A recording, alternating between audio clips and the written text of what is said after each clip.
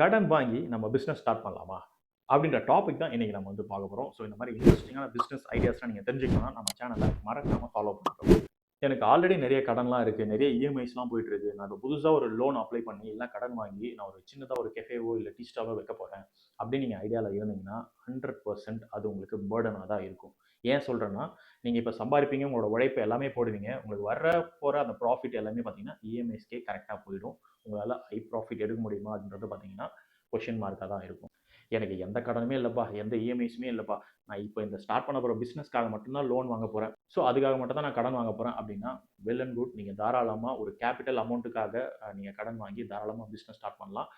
அதுவுமே உங்களோட ஐடியாஸ் எல்லாமே ஸ்மால் ஸ்கேலா இருந்துச்சுன்னா, கண்டிப்பா அது உங்களுக்கு சக்ஸஸ தான் குடுக்கும். அப்படியே உங்களுக்கு கடனே இல்லாம, நீங்க லார்ஜ் ஸ்கேல்ல ஒரு கேப்பிட்டல் அமௌண்ட்ட இன்கிரீஸ் பண்ணி நீங்க பிசினஸ் ஸ்டார்ட் பண்ண போறீங்கன்னா, அதுவுமே பாயிண்ட் டூ பாயிண்ட்ல தாங்க இருக்கு. உங்களோட ப்ராஃபிட் அண்ட் லாஸ் பொறுத்து தான் உங்களோட வந்து சக்ஸஸ வந்து நீங்க மெஷர் பண்ண முடியும்.